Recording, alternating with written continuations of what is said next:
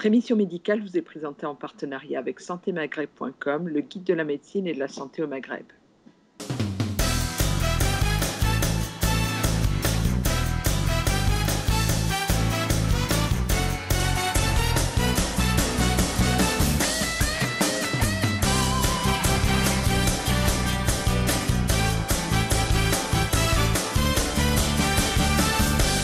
On va commencer effectivement ce Facebook Live aujourd'hui et cette réunion webinaire, surtout via Zoom, avec le docteur Sina Fazi Ahmed, que tout le monde connaît.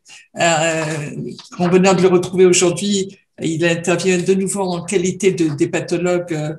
Il exerce à Marseille depuis quelques années maintenant. On va vous proposer de poser des questions et surtout qu'il nous apporte quelques réponses à toutes les questions qu'on se pose depuis quelques semaines sur la vaccination anti-Covid, et Dieu sait si elles sont nombreuses. Donc, cette intervention est enregistrée. Vous pourrez la voir d'ici quelques heures sur ma page YouTube. On en profite également. Je lance l'information du fait qu'effectivement, l'émission va être visible tout de suite. Nous allons être tout de suite en direct sur Facebook Live. Je vais être l'interface avec tous les spectateurs qui vont être avec nous cet après-midi. Leur dire que, bien évidemment, leurs questions, leurs remarques sont les bienvenues via le chat. Et ça, je crois que maintenant, tout le monde connaît effectivement cette manipulation, cette possibilité d'échanger avec moi et avec toi. Donc, on va proposer aux uns aux autres de nous poser leurs questions via le chat, et puis on fera une série de questions-réponses à la fin de ton intervention. Donc voilà, on salue. Puis ce qui m'intéresse, c'est de savoir, pour les personnes qui nous rejoignent au fur et à mesure, qu'elles se présentent, qu'elles nous envoient un petit mot pour nous dire quelles sont leurs professions. Je pense qu'on va avoir beaucoup de professionnels de santé aujourd'hui, puis nous dire d'où ils se sont connectés, et puis savoir si éventuellement, c'est pour le même prix, ils souhaitent une intervention, quelques mots en kabyle. Voilà. Écoute, merci Samia. Donc bonjour à toutes et à tous. Donc de nouveau, je suis content d'être parmi vous pour essayer d'apporter une petite pierre à l'édifice qui est celui de lutter toutes et tous ensemble contre cette pandémie, ou tout du moins à essayer d'en atténuer les effets délétères.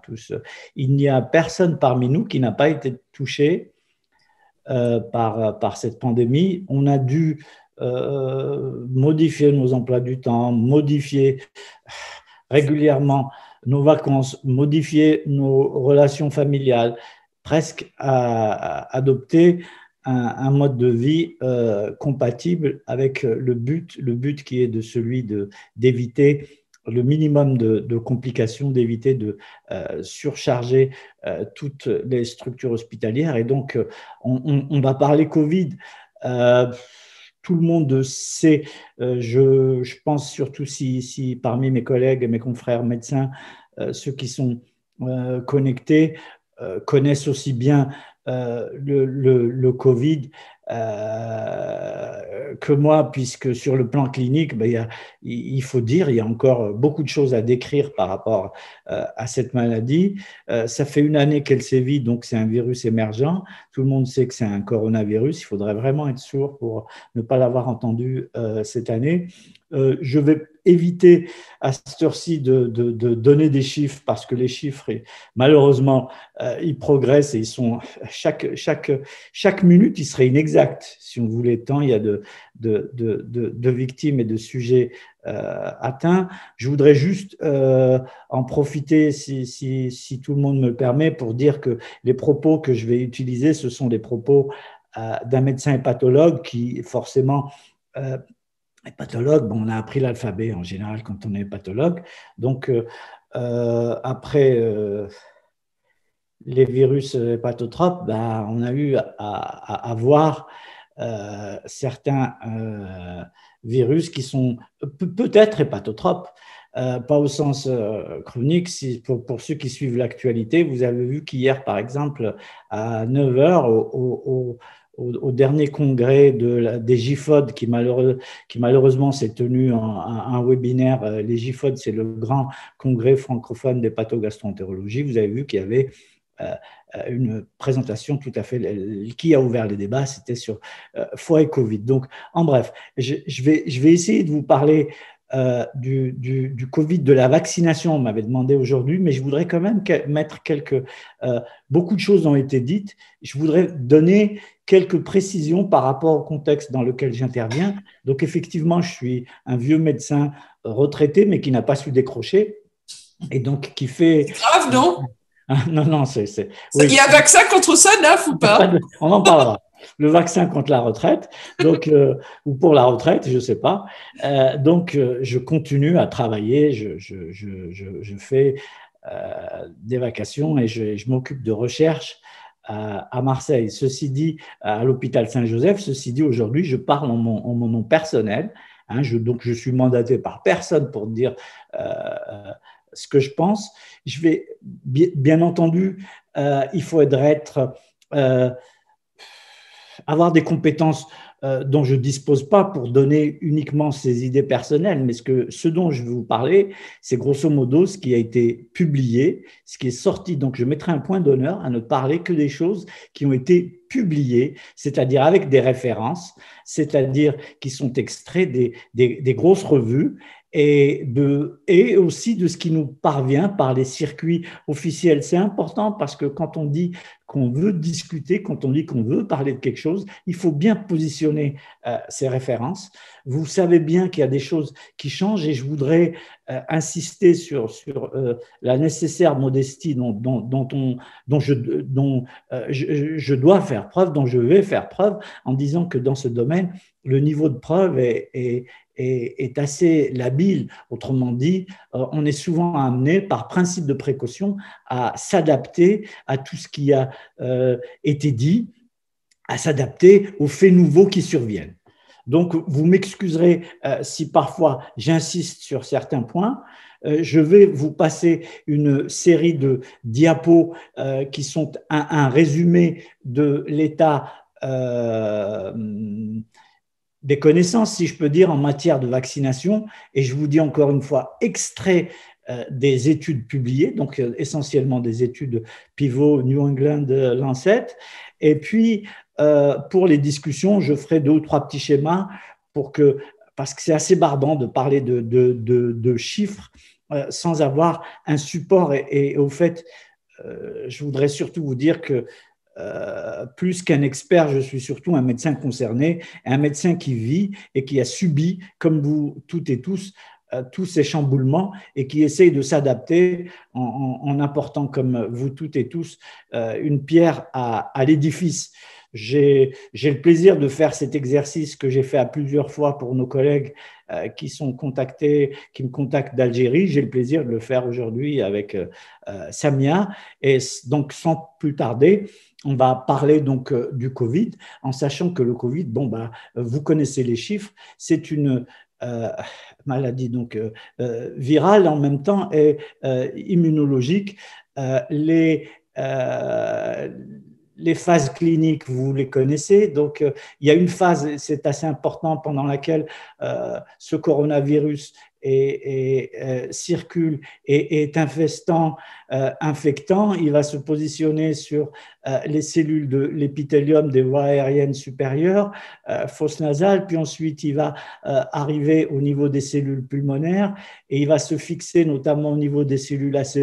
Vous connaissez, il y avait un cycle de réplication. Comme tout virus, il va utiliser la cellule pour se multiplier. Donc la finalité d'un virus, c'est de continuer à proliférer, c'est de continuer à se multiplier. Pour cela, il utilise les capacités d'une cellule qu'il infeste et il se réplique ainsi et se multiplie pour occasionner des désordres qui sont polymorphes.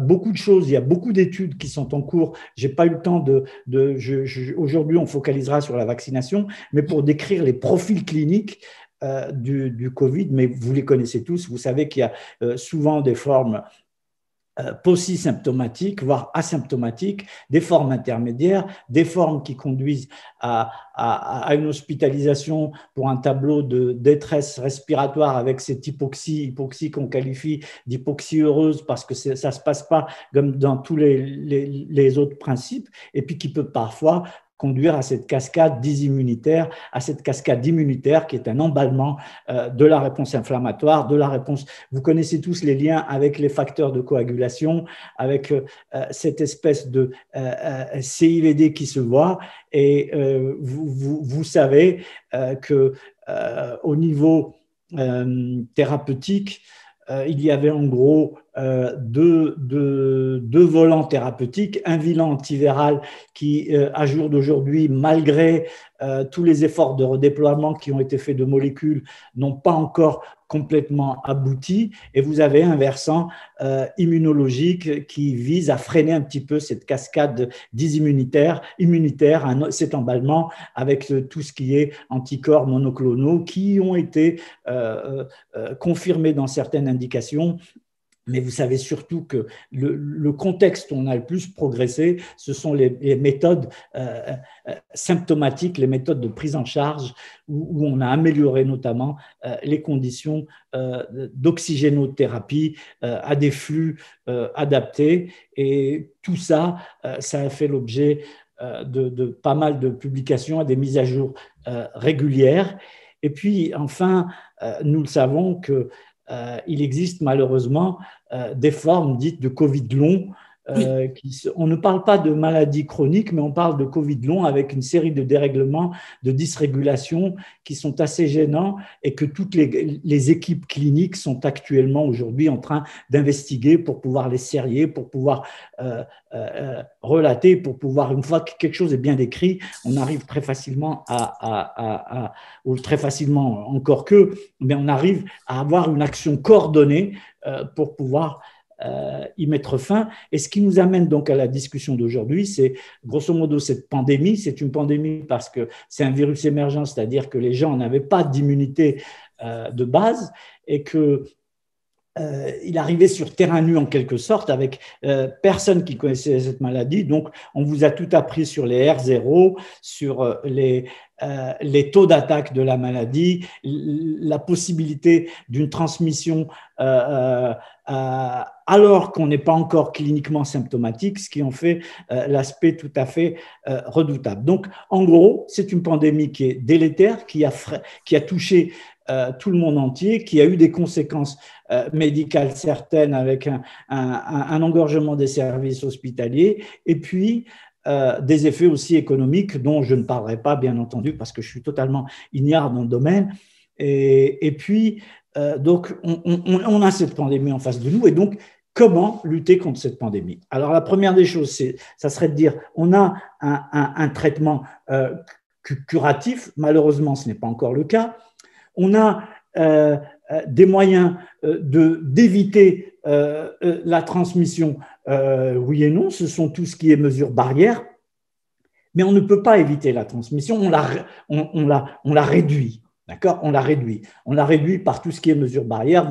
Vous connaissez, vous subissez, je subis, nous subissons les mesures à laquelle chacun s'adapte avec sa discipline.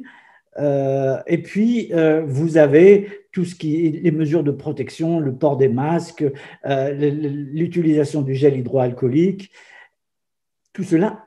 Et troisième piste, le fait de disposer éventuellement d'un vaccin. Vous avez des maladies qui ont été éradiquées par la vaccination. Vous prenez l'exemple de la variole. Eh ben, on a tous, enfin, je parle pour les gens de mon âge, on a tous été vaccinés contre la variole. Et puis, il y a eu un programme d'éradication. Elle est déclarée éradiquée au niveau mondial. Vous savez tous les affres que ça a fait dans certaines régions, dans certains pays.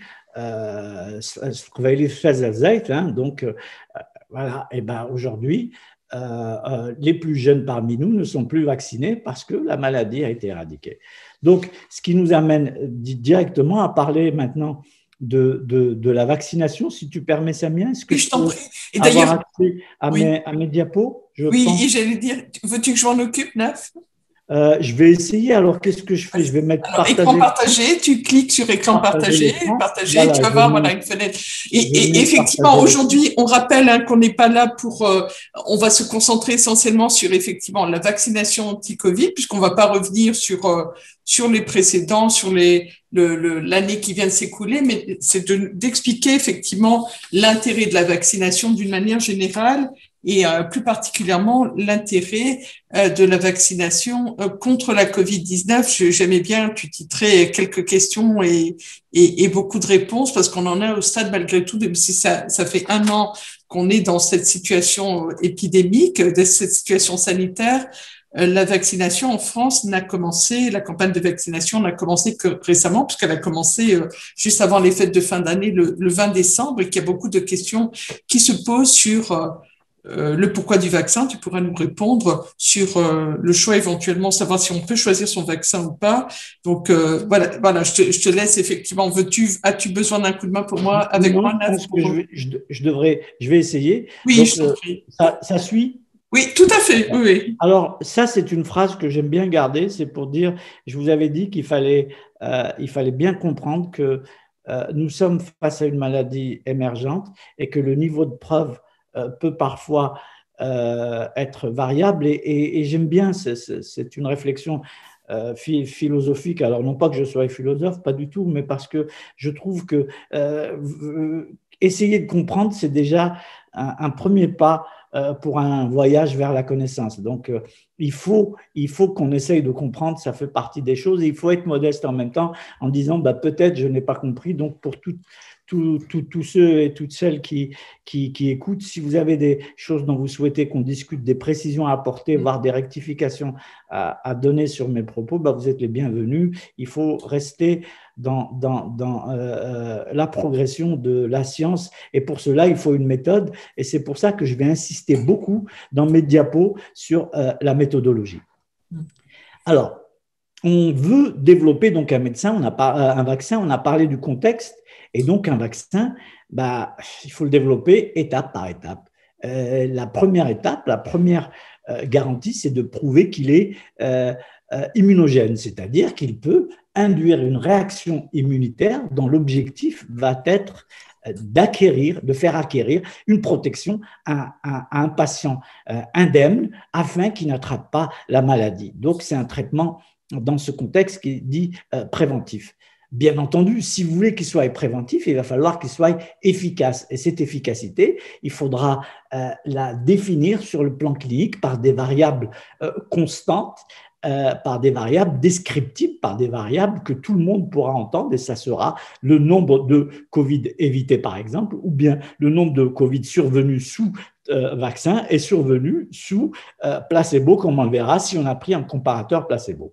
Enfin, il faudra, dans la troisième étape, dire que ce vaccin a une bonne innocuité, c'est-à-dire on va aborder les problèmes de tolérance. Et bien sûr, dans le mot innocuité, il faudra essayer de distinguer ce qui est événement indésirable lié avec ce qui était attendu, c'est-à-dire la réactogénicité du vaccin. Quand vous allez vacciner quelqu'un, vous susciter et vous souhaitez, c'est le but, avoir une réaction immunitaire. Donc, il va y avoir des petits phénomènes de douleur, des petits phénomènes de fièvre, des petits phénomènes qui traduisent la réactogénicité du vaccin, et il y aura à côté des effets qui n'étaient pas attendus, qui seront qualifiés d'événements secondaires parfois graves. Donc, on dit d'événements indésirables, le mot secondaire étant utilisé avec parcimonie ou selon le contexte. Et ceci nous permet de dire donc qu'on participe à tout instant au bénéfice-risque. Et vous verrez bien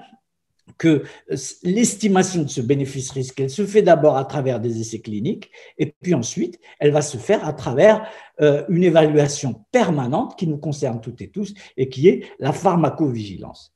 Donc, une fois qu'on a positionné, on va essayer de voir, donc, parmi les questions qu'on avait discutées, les questions qui m'ont été soulevées déjà par certains confrères. Et donc, avec le relais dont on a discuté avec Samia. Donc, c'est vrai que ça fait 1 an maintenant qu'on parle de cette pandémie, Synafa, et depuis maintenant 1 année, et moi j'ai juste l'impression, je suis pas la seule à trouver, on est tous interrogatifs sur le développement aussi rapide de ce vaccin, un peu hâtif d'ailleurs, parce qu'on a plutôt tendance, on est tous de générations qui avons connu des campagnes de vaccination. En général, on a toujours entendu que le temps de développement d'un vaccin se mesurait plutôt en quelques années. Là, en même pas 1 année, on a été capable de nous proposer un vaccin, puis 2, puis 3. Donc, qu'est-ce qu'on peut dire de développement de ce vaccin? Alors, effectivement, ça, c'est une question qui est souvent reprise. Et donc, moi, je pense que le fait d'aller vite est plutôt une source de réjouissance. On va en parler.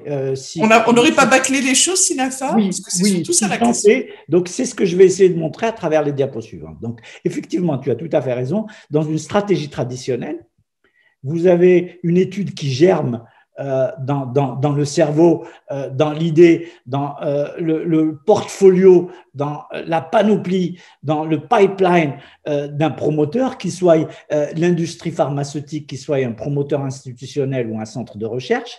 Elle est basée sur un fait biologique qui a été constaté. Nous sommes en recherche humaine. Et puis, elle est testée le plus souvent sur un modèle animal. Et avant de passer à l'évaluation, comment dirais-je, clinique proprement dite, que connaissent bien nos collègues médecins. Et puis après, une fois que cette évaluation clinique est faite, c'est la phase d'étude clinique proprement dite, on va se présenter devant une agence pour susciter, pour solliciter une sanction, c'est-à-dire l'accord d'une autorisation de mise sur le marché, la possibilité de pouvoir utiliser ce médicament ou ce vaccin. Et donc après, une fois que cette autorisation est accordée, on va se retourner vers des usines qui ont des capacités de production et qui vont aboutir vers des capacités de distribution. Vous voyez que toutes ces étapes sont importantes. Il ne faut pas être grand clair pour comprendre qu'aujourd'hui, il y a probablement certaines difficultés dans les 2 parties que je viens de montrer, avec les usines qui ont un peu de mal à satisfaire la demande puisque c'est une pandémie, et le circuit de distribution qui est soumis parfois à des aléas. Donc, d'habitude, cette stratégie met quelques années, on va essayer de le décrire. Donc, c'est tout ce qui s'appelle, pour reprendre les termes, les terminologies, c'est les prérequis et tout ce qui est toxicologie. Ensuite, il y a la phase des essais cliniques proprement dite, où vous avez des candidats volontaires, puisqu'on parle de vaccins, qui vont venir tester les vaccins à travers les différentes phases de l'étude clinique. C'est ce qu'on essaiera de voir par rapport à l'immunogénicité. Et puis, vous avez toutes les phases de soumission. Tout le monde a entendu parler d'autorisation de mise sur le marché, notamment conditionnelles, qui ont été accordées par les agences. Et puis, donc, on parle de délai en termes d'années, puisqu'il fallait des années pour que l'idée germe sur le concept en soi-même. Après, vous avez, dans les études, vous avez les phases 1. La limite entre les phases, il ne faut pas retenir ça comme étant vraiment des définitions statiques. Ce sont des définitions parfois dynamiques.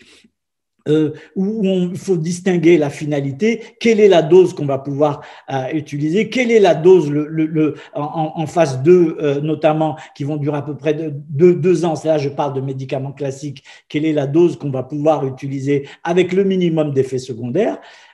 Souvent on est obligé de faire des open escalating dose finding, c'est-à-dire qu'on va mettre des plateaux, on va utiliser 1 mg, puis après 2 mg, puis après 3 mg, puis après 4 mg, pour dire finalement faire un compromis bénéfice-risque et dire on utilisera la posologie X pour pouvoir aborder la phase 3, qui est la phase pivot, où on s'attaque à un effectif de patients sur un niveau de preuve pour pouvoir prouver, pour pouvoir soumettre, pour obtenir une AMM. La soumission pour une AMM, ceux qui travaillent dans l'industrie pharmaceutique savent que c'est un dossier capital qui demande du temps, dans la plupart du temps 1 année. Et puis, vous voyez un petit peu, c'est écrit en petit, mais je vous ai repris donc du concept de l'étude clinique jusqu'au modèle préclinique, les phases 1, les phases 2, les phases 3. l'AMM qu'on soumet aux agences qui sont des agences respectives, soit c'est l'agence française, mais aujourd'hui la NSM, mais aujourd'hui on passe sous les labels européens, ou bien la FDA pour ce qui est USA. Donc on obtient à une mise sur le marché et on va lancer la production, on va lancer le circuit de distribution. Donc ça prend grosso modo quelques années.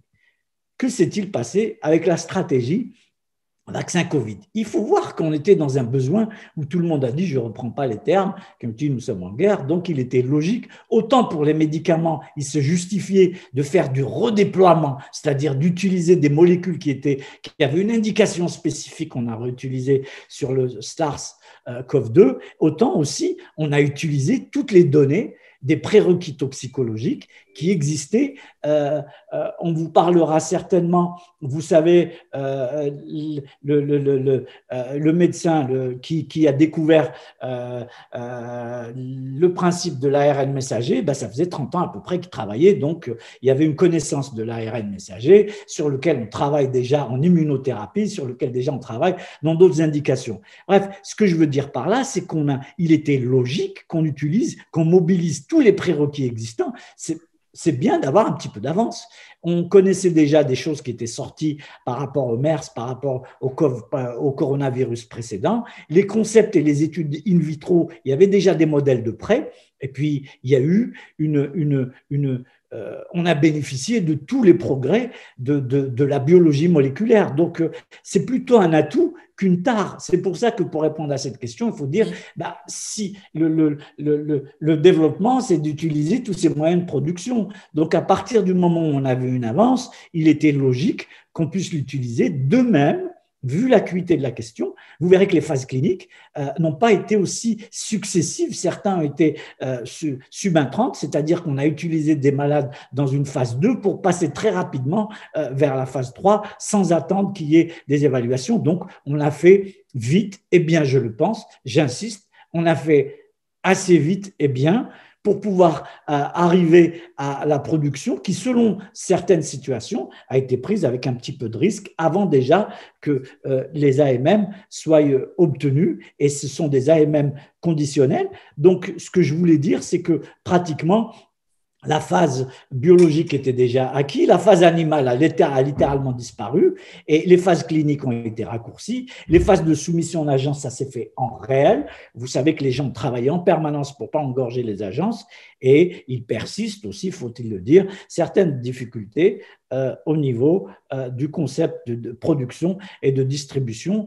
Mais je voudrais aussi saluer qu'on a été tout aussi adroit avec l'optimisation, avec l'organisation. On a optimisé la mutualisation avec les différentes stratégies innovantes et avec tout ce qui est le développement des télétransmissions. Et il faut souligner qu'il y a aussi des petites mains qui ont participé. Tout le monde s'est mobilisé. À un moment donné l'année dernière, nous, on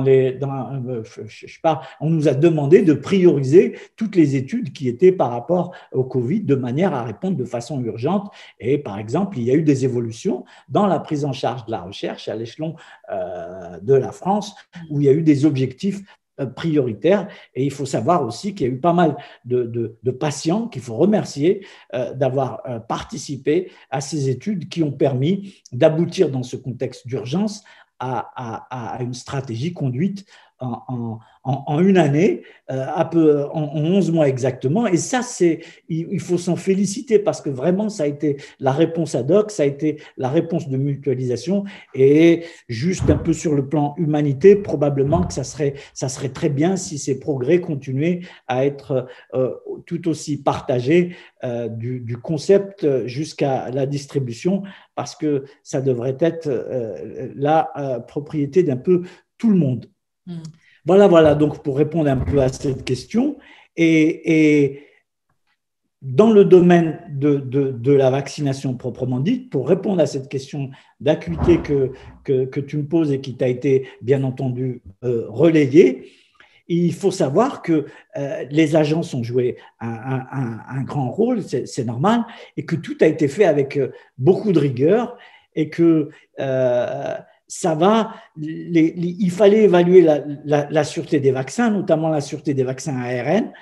Vous savez, pour ceux qui sont férus de développement des vaccins, vous savez qu'il y a eu des expériences précédentes avec Ebola ou avec la dengue où il fallait éviter certains anticorps facilitants et que c'est le phénomène ADE. Donc, tout ça, ça a été pris en compte. Non, ce n'est pas une évaluation au rabais dont ont bénéficié ces vaccins. La sûreté a été très, très bien respectée. J'essaierai de vous montrer quelques exemples. Si je pense que tu me confirmeras que le public est majoritairement médical. Oui, tout à fait. Oui. Ce qui me permettra de donner quelques exemples en disant, voilà, on a quelques garanties, notamment par rapport à l'immunogénicité, qu'on a bien enclenché une réaction de type TH1, qu'il n'y a pas eu d'anticorps neutralisants décrits. Et puis surtout, on a énormément insisté sur l'efficacité clinique, comme on le verra, hein. Souvenez-vous, les trois points sur lesquels j'avais insisté, c'était l'immunogénicité, l'efficacité clinique, donc vérifier que le vaccin diminue bien les formes graves, ce qui est très important, et aussi, les agences ont aussi mission de contrôle de qualité. Ça veut dire que les agences doivent aussi vérifier qu'il y a une homogénéisation, une standardisation dans le produit. Autrement dit, vous avez lu certainement, pour les plus attentifs, il y avait des histoires d'ARN, il fallait vérifier que les ARN produits étaient bien des ARN codants et non pas des ARN tronqués, qu'il fallait un certain contrôle dans certaines usines et vérifier. Et c'est pour ça que quand on dit le dossier est passé devant l'agence européenne des médicaments, ça veut dire aussi que des inspecteurs sont passés pour vérifier la production, pour vérifier. C'est pour ça que ce problème de distribution ne peut pas être réglé par un simple coup magique. Mais là, on sort un peu de mon domaine de compétences parce que je suis hépatologue clinicien, c'est-à-dire hépatologue qui voit des malades, qui vaccine parfois des malades, et qui a retenu surtout les chiffres, et je vais insister un petit peu, si vous le permettez, sur la manière, le pourquoi du comment exploiter ces chiffres et aller, parce que je sais que beaucoup parmi nous ont des emplois du temps qui sont démentiels et donc on n'a pas toujours le temps de lire un article qui fait 20-25 pages écrit d'une façon comme un article. Donc je vais essayer de prendre quelques spots, quelques points essentiels de ces articles pour essayer de les décortiquer ensemble, et c'est bien volontiers que je répondrai à vos questions. Mais ce point sur les formes graves, qu'est-ce qu'il faut savoir, c'est que déjà dans les pays qui ont largement vacciné, on commence à voir cet impact se dessiner, à savoir qu'il y a une pression en moins qui arrive sur les hospitalisations. Donc, voilà. Je ne sais pas si la communication… Oui. Oui, j'allais te dire oui. La connexion s'était un peu ralentie. Et justement, j'allais te dire sur l'aspect comment peut-on prouver effectivement que le vaccin a réellement fait preuve de son efficacité quand souvent les campagnes de vaccination ont été cumulées avec un confinement ou précédées d'un confinement. Et comment effectivement on peut prouver scientifiquement que ce vaccin induit une réaction immunitaire. D'accord, très bien. Alors, je m'excuse pour toutes les sautes. De temps en temps, c'est Internet qui déforme ma voix. Peut-être que je parle trop vite, Internet ne me suit pas. Non, j'ai du mal parce que je suis à la maison. Tant que tu n'arrives, oui. Oui, je suis dans un bled, voilà. Tant que ça n'arrive pas comme un cheveu sur la soupe, je te pardonne. Non. D'accord, donc il n'y a pas donc, je m'en excuse. Donc, oui, effectivement, comment prouver qu'un vaccin est immunogène? Oui, donc c'est les études de phase 1 et 2 qu'on va décortiquer. Mais pour cela, montrer qu'un vaccin induit une réaction immunitaire. Bon.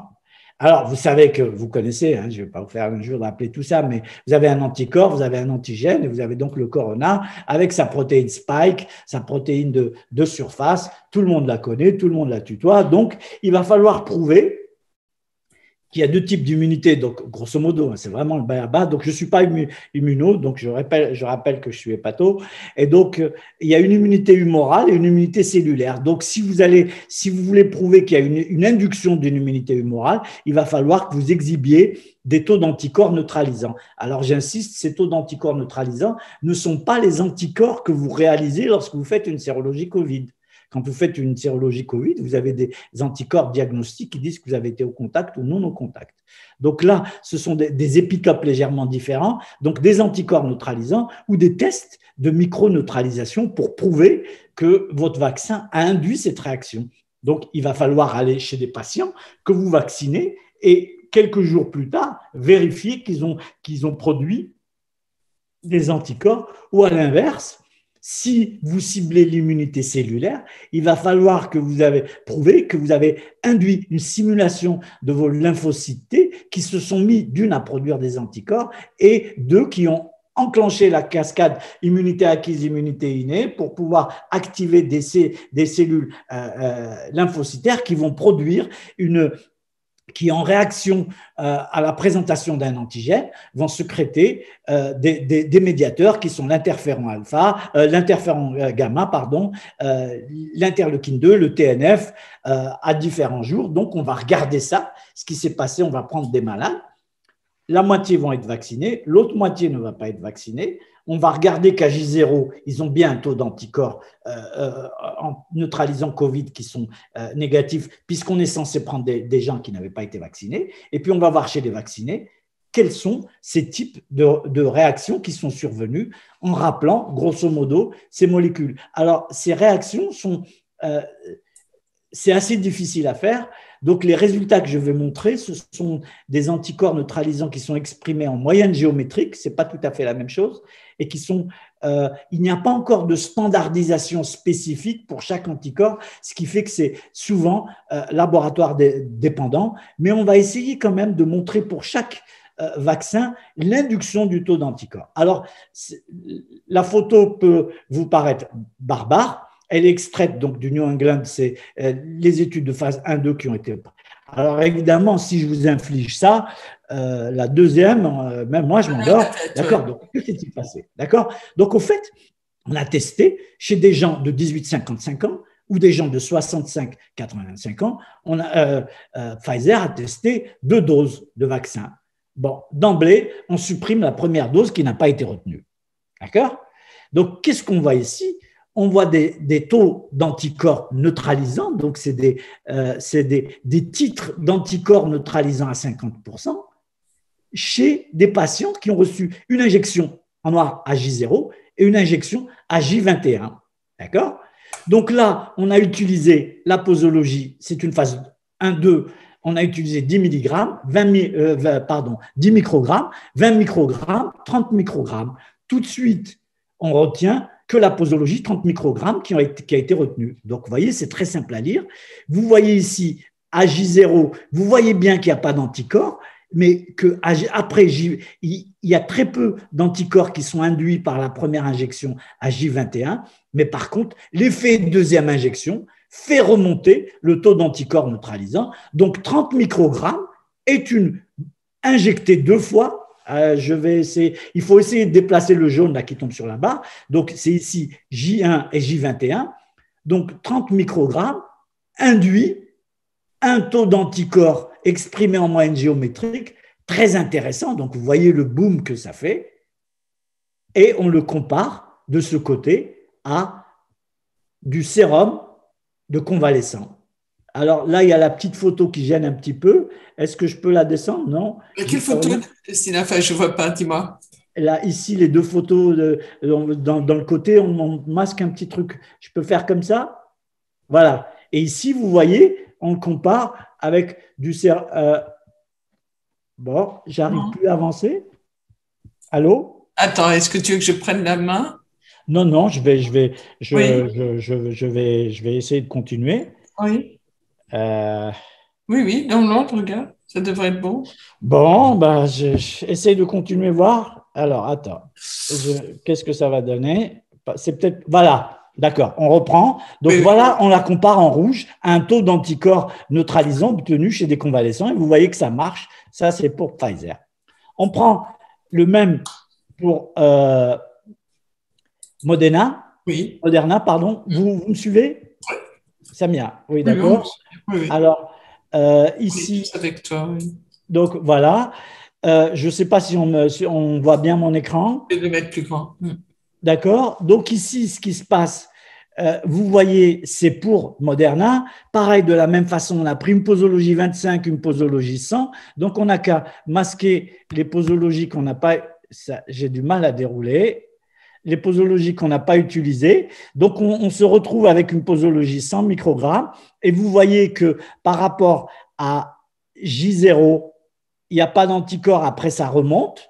Et vous voyez ici, on compare de la même façon à…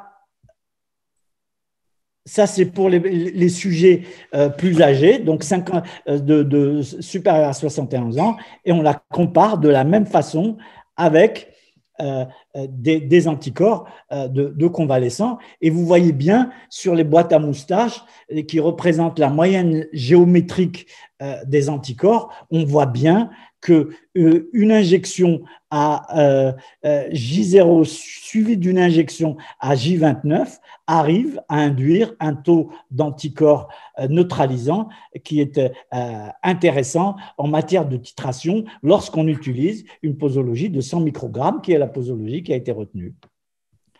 On refait de même là. Ensuite, c'est tout à fait le même principe. Hein. Donc, on va regarder les taux d'anticorps en neutralisant mesurés par ELISA et on va revalider tous les critères que je disais qui doivent faire reconnaître la validation comme produit immunogène. Ça se passe exactement de la même façon. Donc, on élimine la dose 25 qui n'a pas été retenue et on garde les doses 100 microgrammes qui sont les doses qui ont été efficaces. Et vous voyez bien, pareil, qu'on compare de ce côté-là par rapport aux taux d'anticorps neutralisants qui ont été identifiés chez le convalescent. De même, quand on fait des inhibitions, ça revient à la même chose.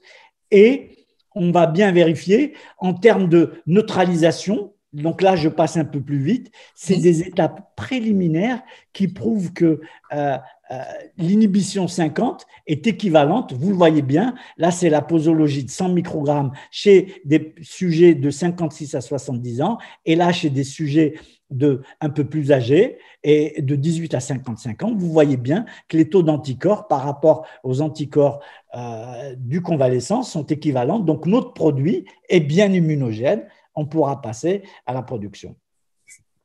De même, il induit des tests d'inhibition et puis il fallait vérifier la deuxième partie qui était, on avait dit, l'immunité cellulaire, comme quoi il fallait mettre en jeu des lymphocytes, des cellules présentatrices d'antigènes et que la résultante devait être ici exprimée, la production d'une réponse TH1, la stimulation de l'interféron gamma, de l'interleukine 2 et du TNF-alpha. Vous voyez ici, on va reprendre exactement la même. Donc, on masque les doses qui n'ont pas été retenues et vous voyez que la dose 100 microgrammes induit bien une production. Vous le voyez ici, au départ, la production, l'induction est nulle parce qu'on n'a pas encore fait notre injection.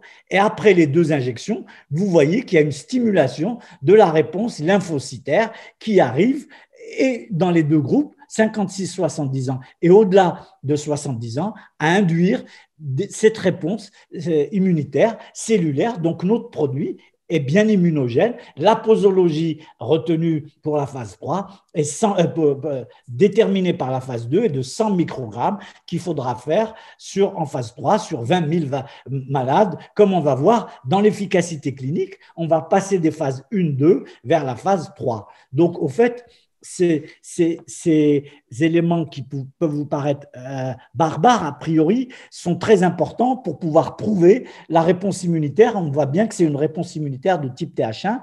Ça a été fait de la même façon par rapport à Sputnik. Donc, vous voyez, c'est présenté un petit peu différemment. Vous avez les anticorps neutralisants et vous avez le titrage sur les récepteurs. Vous voyez ici de ce côté, donc, si on lit la première, vous voyez ce qui a été obtenu globalement chez tous les sujets vaccinés. en gris versus placebo, et vous voyez qu'il n'y a pas photo, ou plutôt il y a photo. Vous voyez chez le placebo les taux d'anticorps et vous voyez chez les sujets. D'accord? Donc, il n'y a pas photo et ça se maintient à travers les différents âges. Ça, c'est comme ça que l'étude a été présentée par les auteurs qui ont participé à l'étude ça, c'est le vaccin de Sputnik de Gamelia, qui lui est un vaccin hétérologue, puisque le premier vaccin est vectorisé sur un adénovirus 26 et le deuxième est vectorisé sur un adénovirus 5, donc pour pouvoir augmenter cette réponse. Et on voit bien que cette réponse, elle persiste quand vous la comparez sur les lignes d'en bas, quand vous la comparez par rapport à un placebo, vous voyez, on a toujours cette différence en termes de neutralisation d'anticorps. Et pareil, on est parti regarder, ou les auteurs sont partis regarder, qu'il y avait bien une réaction de type, vous voyez, chez les sujets qui étaient non stimulés, que c'était bien une réaction de type lymphocyte RTH1. Vous voyez les antigènes stimulés, on voit bien que ça montre entre le premier jour et le 28e jour, alors qu'il ne se passe rien par rapport au placebo. Donc, voici une façon qui a permis de déterminer une phase 1-2 pour pouvoir passer à la phase 3. D'accord. Enfin, petite spécificité sur le vaccin Sputnik, c'est ça, il ne fait l'objet que d'une seule injection? Non. Non, d'accord, c'est deux. Non, celui-là, c'est le vaccin. Je vais y venir. Le vaccin Sputnik, c'est celui de Gamelia, c'est celui qui est disponible notamment en Algérie. Sa spécificité, c'est que le vecteur est un vecteur hétérologue. C'est-à-dire que Pfizer et Moderna, ce sont des vaccins ARN messager. Donc, on a pris une portion d'ARN qui était très fragile. Comme elle est très fragile, il faut la conserver à moins 15, moins 80 degrés pour qu'elle puisse traverser la membrane en l'enveloppe d'une petite coque de polyéthylène glycol et on injecte dans le deltoïde. Elle va être prise en charge par les cellules musculaires, les myocytes du muscle deltoïde. Elle va rester dans le cytoplasme de ces fibromyocytes, de ces myocytes, puis elle va être dupliquée par les systèmes d'ARN messager dans le réticulum endoplasmique. Elle va sortir par exocytose, elle va être présentée par les cellules dendritiques, et puis elle va susciter la réponse immunitaire. Ça, c'est un vaccin ARN messager. Pour les autres vaccins, AstraZeneca, Sputnik ou Janssen, comme on le verra, Johnson ou Janssen, on a clivé la protéine de Spike qu'on a transfectée dans un adénovirus inoffensif pour l'homme, qui sera rendu non réplicatif, et c'est ce vecteur adénovirus qui va aller porter à l'intérieur de la cellule musculaire.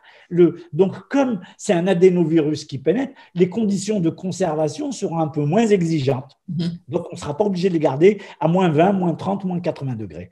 Donc, la particularité de Sputnik, c'est de dire comment on présente un adénovirus 26 qui peut être commun. Les sujets auraient pu avoir une rencontre préalable avec l'adénovirus 26. Le deuxième vecteur qui va porter la protéine Spike, il est différent. C'est un adénovirus 5 qui est tout aussi inoffensif, qui est tout aussi non réplicatif. Donc, c'est une différence entre les deux vecteurs, le premier et le deuxième. Ce sont un vaccin qui est dit hétérologue. D'accord. Merci pour cette précision. Tu en parles. Pour celui, effectivement, pour celui de Johnson & Johnson, qu'on dit aussi le vaccin de Janssen, eh ben, voici les résultats. Donc, j'ai travaillé un petit peu tard pour sortir Il n'a pas beaucoup dormi, dirons-nous. Voilà. Les résultats donc prouvés, parce que comme tous les autres, alors, quand il va aller devant l'agence, et il est passé, il a été validé, donc ils ont montré des études, et ce vaccin est très intéressant parce que justement, il fonctionne avec une seule injection, mais encore qu'il fallait le prouver. Et voici donc c'est une excellente transition, c'est pour dire que, alors là c'est encore plus barbare, mais ne vous sauvez pas, n'éteignez pas vos écrans, tout va être clair. Donc vous voyez ici, on a fait les différentes injections, d'accord ? On a fait des injections, un placebo, vous voyez, il ne se passe rien. On a fait une faible dose et un placebo, vous voyez que ça induit des anticorps. On a fait une faible dose et une faible dose, vous voyez que ça induit, donc 2 doses ou une dose, ça fait la même chose. D'accord? Vous voyez ce que je veux dire? D'accord? Entre ces taux d'anticorps exprimés en moyenne géométrique, vous voyez qu'ils sont assez similaires quand on fait une faible dose et un placebo ou une faible dose et une faible dose. Idem, on a fait une forte dose et un placebo. Vous voyez l'induction d'anticorps à J1, J29, J57, J71. Donc, vous voyez que les taux d'anticorps exprimés en boîte à moustache restent à peu près la même. D'accord? Et on a fait la même chose avec une forte dose, et vous voyez à travers 2 cohortes de 18 à 55 ans ou une cohorte 3 supérieure à 65 ans, vous voyez que les taux d'anticorps, grosso modo, sont équivalents à ceux produits par un convalescent mesuré à 14 jours. Donc là, c'est le concept de preuve qu'une dose ou 2 doses font le même effet immunogène. Donc, on peut concevoir ce vaccin pour faire la phase, quand ils sont sortis de la phase 2, ils avaient le concept qu'une seule injection induisait le même taux d'anticorps neutralisants. Donc, je ne vais pas vous alourdir, mais il va falloir aller vérifier qu'il induit aussi une réponse lymphocytaire de type TH1. Il va falloir prouver, vous connaissez la musique, qu'il y a une sécrétion d'interféron gamma, qu'il y a d'interleukine 2 et de TNF-alpha, ce qui a été fait. Mais voici, donc là, c'est un concept pour prouver que la monodose était équivalente en termes d'induction d'anticorps neutralisants avec 2 anticorps. Et on reviendra, j'ai mis un point d'honneur à vous mettre les résultats cliniques que j'ai récupérés hier soir. D'accord? Donc, comme on verra dans l'efficacité clinique. Donc, voilà à peu près comment. Donc, et c'est valable, donc je reprends les mêmes concepts pour les anticorps neutralisants, pour les différents épitopes et pour tout ce qui est préliminaire. Effectivement, voilà. Je te permets de souffler un petit peu parce que c'est toi qui fais tout le travail. Et justement, dans le déroulé de cette question autour de la vaccination anti-Covid, beaucoup de questions d'interrogation autour de l'efficacité clinique, parce que on revient à ce qu'on a dit au tout début, une vaccination qu'on trouvait un vaccin développé de manière un peu hâtive, le pensait-on? Tu nous as expliqué les raisons pour lesquelles ce développement n'était pas si hâtif que ça, qu'il était l'objet d'un travail depuis plusieurs années. Qu'est-ce qu'on peut dire de l'efficacité clinique de ces vaccins? Je rappelle qu'en France, aujourd'hui, 3 vaccins ont été homologués, 3 et bientôt 4. Oui, 4, oui. Oui, alors après, il y a homologué, il y a disponible, d'accord? Oui. À chaque, souvenez, maintenant on connaît les étapes, on a vu la souris, le concept, la souris, les études, l'agence, et après la production et la disponibilité. Oui. C'est un film, donc on connaît différentes séquences. Sinafa, j'ai dit ça, oui, pardon, pour la question de l'efficacité, parce que ça va nous emmener à une autre question. Peut-être que je brûle un peu les étapes sur les questions des personnes en France qui se demandent si elles peuvent choisir leur vaccin en fonction de leur efficacité. Alors, je vais répondre à la question avant de parler de l'efficacité. Lorsque vous recevez une personne aujourd'hui, je dirais non, on ne peut pas choisir. Mais la question, il faut la concevoir d'une autre façon. Nous sommes, en tant que médecins, vous savez que nous sommes gérés par l'obligation de moyens.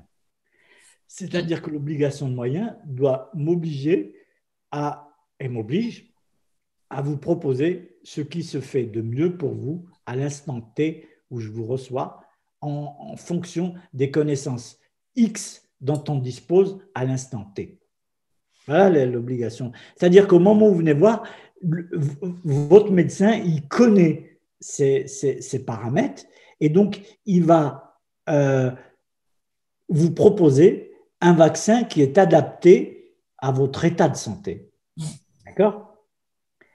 Et il faut rappeler que la vaccination n'est pas obligatoire, la vaccination est volontaire et elle succède après une phase d'explication loyale. C'est-à-dire que le médecin doit vous expliquer. Moi, j'ai rarement vu des gens, les gens posent la question, quel vaccin vais-je avoir?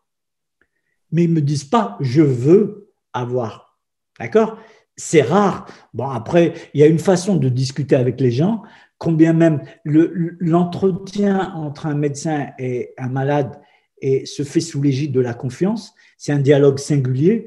Et donc, en général, moi, je peux dire ma petite recette. J'utilise certaines de ces photos qui suivent, que j'ai sur mon ordinateur quand ils sont en face de moi, et je leur montre. Je leur dis, voilà, donc je vais vous montrer à peu près la même chose, et puis tu me reposeras la question après. Sans problème. Voilà, donc ben voilà, c'est la transition. Donc on va regarder, voilà. Alors, comment convaincre les gens de l'efficacité? Alors, pour faire l'efficacité, vous allez monter une étude en parallèle, c'est-à-dire que vous allez prendre à un moment donné N malades, N résultant d'un calcul d'effectifs que je pourrais vous expliquer, et vous allez séparer ces deux groupes de patients en un groupe qui va recevoir un placebo, c'est-à-dire rien, ou une injection d'eau, et un autre groupe qui va recevoir une injection de vaccin efficace issu d'une phase 1-2, comme on vient de le dire tout à l'heure, qui est prouvée immunogène. Et vous allez les mettre. Alors ici, on peut regarder, on voit la petite flèche quand je parle ici? Oui, tout à fait. Oui. Donc, vous avez en rouge, dans cet axe, les gens qui sont vaccinés, et en bleu, les gens qui ont reçu un placebo. Et vous allez enregistrer le nombre de Covid qui surviennent. Et vous voyez, eh ben, au bout d'un jour, il y a un Covid chez les vaccinés. Ensuite, et puis vous dessinez cette courbe. D'accord? Et vous voyez bien que dès le 9e, 10e jour, les deux courbes se séparent. Autrement dit, qu'il survient plus de Covid, vous voyez, ça c'est l'incidence cumulative, il survient plus de Covid dans le groupe des sujets qui sont sous placebo, alors qu'à un moment donné, on fait les deux injections et dès que le vaccin commence à agir, et donc on a défini dans l'étude, là c'est Pfizer, qu'on comptait à partir de 7 jours après le vaccin. Donc, à partir de 7 jours après le vaccin, on a la deuxième injection. Donc, on fait la première injection à J0, on fait la deuxième injection à J21, 7 jours plus tard à J28, on calcule et on dit, voilà la courbe de ceux qui sont, et vous voyez qu'il n'y a pas photo, entre ceux qui sont sous vaccin, où la courbe est plate, et ceux qui sont sous placebo, où la courbe monte. Alors, s'il n'y avait que 10-15 malades, on pourrait faire cette courbe à la main. C'est faisable. Ça, c'est une courbe actuarielle. Pour que vous compreniez, je vais vous prendre un exemple. Combien d'élèves arrivent au baccalauréat? D'accord? Combien arrivent au baccalauréat? Ben, vous commencez par rentrer à l'école. Il y en a certains qui s'arrêtent en 6e. Il y en a certains qui arrêtent. Ceux qui s'arrêtent en 6e, ils sont plus soumis au risque, puisqu'ils ont été déviés vers la vie active. Puis après, ainsi de suite. Donc, soit vous avez deux systèmes pour faire un calcul. Vous utilisez ici une courbe avec une technique. Alors, c'est un monsieur qui s'appelle Kaplan-Meier, parce qu'au fait, il faut soustraire les gens qui ne sont plus au risque. Celui qui a fait le Covid, il n'est plus au risque de faire le Covid. D'accord? Donc, ça, c'est une technique statistique qui permet de dire, voilà, que comment on trace cette courbe, et ça permet de faire des calculs, ça permet de faire des régressions logistiques, ça permet d'identifier, parce qu'on va faire des jolis fichiers, parce que là, il y a eu 20 000, je crois qu'il y a eu 15 000 malades traités, à peu près, contre 15 000 malades. Donc, en règle générale, ça a toujours été aux alentours de 20 000. Entre 15 et 20 000, après, il y a 16 000. Vous avez dans toutes les études le détail sur les personnes incluses, et après, il y en a qui n'ont pas pu venir, il y en a, on se retrouve toujours, on perd 3 ou 4 par-ci, 3 ou 4 par-là, c'est la vraie vie quand même, hein, d'accord? Et donc, on fait des comparaisons statistiques, ça s'appelle du Kaplan-Meier, ça s'appelle la régression logistique, ça s'appelle du Q2 pour comparer, du Q2 de personnes, de Yates, et puis on déroule, il y a des logiciels. Plus simple, si vous voulez plus simple, faire en méthode directe, et ben voilà. Quand on a fait en jaune, là je le montre, c'est la méthode calcul direct, comment calculer l'efficacité vaccinale à partir du 7e jour, donc à partir de J28, 7 jours après la deuxième injection, qu'on appelle V2, Sous vaccin, il y a eu 9 Covid. Sous placebo, il y a eu 172 Covid. Ce qui fait que si vous voulez calculer l'efficacité vaccinale, elle est égale à 1 moins le rapport, voilà, ça fait 5%, 1 moins 0,5 multiplié par 100, ça fait 95%, 94,8.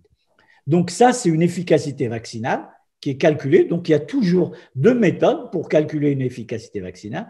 Vous avez ici la méthode directe qui consiste à faire un tableau, voir le nombre d'événements survenus sous vaccin, le nombre d'événements survenus sous placebo, et voilà, vous faites votre efficacité vaccinale. Donc ça, ce sont les résultats de l'étude Pfizer. OK? On applique le même principe pour le vaccin Moderna. Donc voilà, on regarde de la même façon et puis on rapporte à 1000 personnes par année, mais c'est la même technique, c'est-à-dire le nombre de personnes qu'il faut. Au fait, on ne détermine pas, on a attendu qu'il y ait en moyenne, quand vous écrivez une étude, vous dites, il faut que je fasse le point, c'est des analyses intermédiaires. Alors l'étude est partie pour 2 ans, mais à partir du moment où j'aurai un certain nombre d'événements que je pourrais décrire, je vais faire une analyse intermédiaire. Et c'est ce qui est fiable. Oui, parce que si vous dites je vais arrêter dès qu'il y a deux Covid, bah, ça peut être un dans chaque côté, et puis bah, voilà. Tandis qu'on a dit on devait arrêter les études, ça s'appelle le calcul de puissance. C'est des méthodes statistiques. Si vous avez des événements rares, il faut plus de temps. C'est normal. Si vous avez des événements relativement fréquents, on met moins de temps. C'est pour ça que ces études sont, parce que c'est arrivé en phase de pandémie, c'était facile parce que je vous rappelle qu'il faut qu'il y ait des événements. Je vous rappelle que dans la vraie vie, ça donne environ 20 000 personnes qui sont vaccinées et 20 000 personnes qui ont un placebo. Donc, ces 20 000 personnes, on ne les garde pas à l'hôpital, ils déambulent chez eux. D'accord? Et ils ont le risque de faire Covid. Ce qui s'est passé ici, dans cette étude.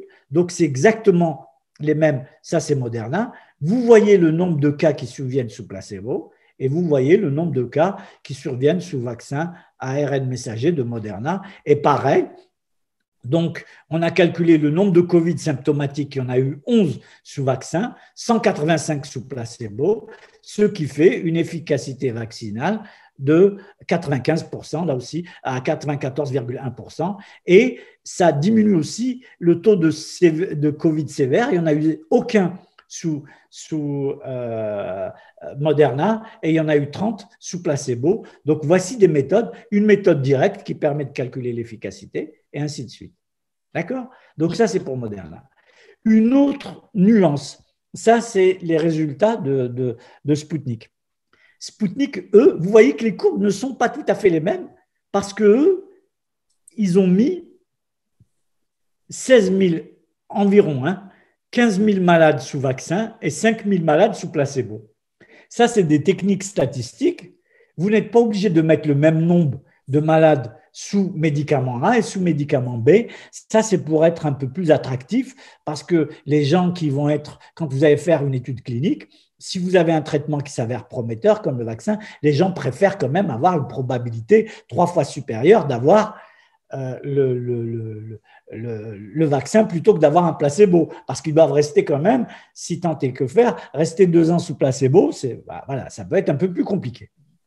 Donc, pour des raisons éthiques, on peut modifier l'équilibre, ça s'appelle K, c'est le coefficient de correction pour rendre l'étude attractive, mais en contrepartie, quand vous allez calculer les doses, l'efficacité vaccinale, si vous voulez la faire, il faudra tenir compte là, il y a eu, si vous lisez comme ça, 14 jours après le vaccin, là, vous en avez 30, là, vous en avez 79. Donc, vous avez l'impression que c'est presque kiff-kiff, mais en réalité, c'est 30 sur 15 000 et 79 sur 4 950. Donc, c'est le principe de la règle 3. Samia, elle a tout compris.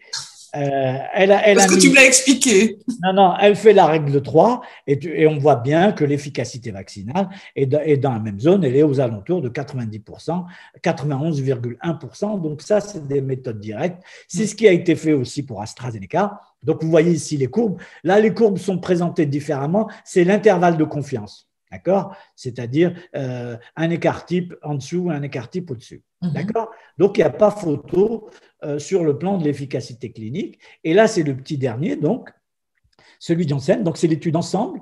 Donc, l'étude n'est pas… J'ai guetté ce matin, l'étude n'était pas encore publiée, mais sur un journée, je dis publiée dans une revue à comité de lecture, ou tout du moins, je ne l'ai pas retrouvée, mais ça date d'hier. Donc, je l'ai extraite de l'actu HAS du 19 mars 2021. Hein, quand même. Voilà. Et vous voyez, de la même façon, il y a eu… 193, donc c'est l'incidence cumulée, et vous voyez qu'il n'y a pas photo, c'est 193 versus 432, ce qui confère une efficacité vaccinale de l'ordre de 70-75%, en fonction aussi des formes graves, chez des sujets qui n'ont reçu qu'une seule injection. C'est la particularité du vaccin de Janssen qui se conserve à une température qui peut rester 3 mois au frigidaire, donc ce qui serait pratique pour déclencher des campagnes de vaccination de masse. Voilà. Oui, merci pour cette démonstration. Il reste malgré tout quelques points à éclaircir. Et comme vous le voyez, comment on peut s'assurer du maintien de l'efficacité à long terme de ces vaccins? Alors, c'est vrai que là, c'est l'une des plus grosses questions. Hein. Combien de temps durent les anticorps protecteurs? Chez le sujet malade, on s'accorde à dire qu'on est tranquille pour au moins 3 à 6 mois. D'autres ont mis des débats en fonction de la forme clinique qu'on a faite. Bon, je ne sais pas répondre à la question, mais on dit, grosso modo, environ 6 mois.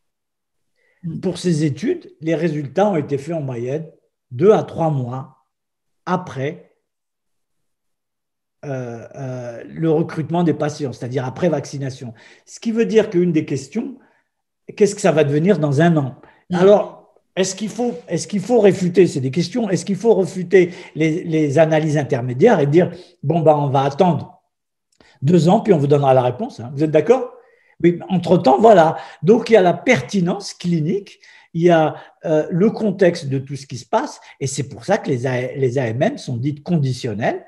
Ça veut dire qu'elles sont subordonnées à ce qu'on fournisse des résultats réguliers pendant toute la durée de l'étude. Donc, on aura les résultats qui vont tomber au fur et à mesure. D'accord ? Tout comme il y avait une efficacité sur la transmission qui reste à démontrer, bien que là, c'est quand on a inclus, vous avez vu 15 000, 20 000 malades dans des bras respectifs. Lorsque on a abordé des pays comme Israël ou des pays comme l'Angleterre, Écosse qui ont vacciné à large échelle, il semble aussi qu'il y a une efficacité sur la transmission, qui est certes moindre, mais qui existe quand même. Alors, le corollaire, le principe de sécurité, ça veut dire que tant qu'on n'a pas démontré l'efficacité sur la transmission, il faut garder les mesures de protection. Il faut garder le port du masque, même lorsqu'on est vacciné, à plus forte raison à partir les premiers jours. Donc, respecter les mesures de distanciation physique, les mesures d'utilisation, de se laver les mains, d'utiliser du gel hydroalcoolique, d'être prudent et de porter son masque et de respecter la distance.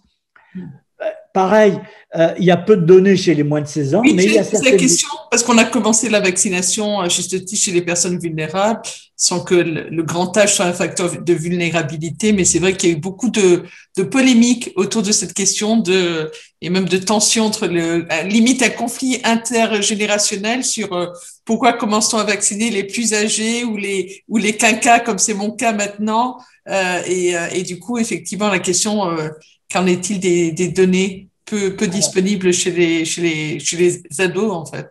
Ah oui, alors chez les ados, à un moment donné, ça peut poser des problèmes parce que pour inclure un non majeur dans une étude clinique, il faut une forme de consentement un peu particulière.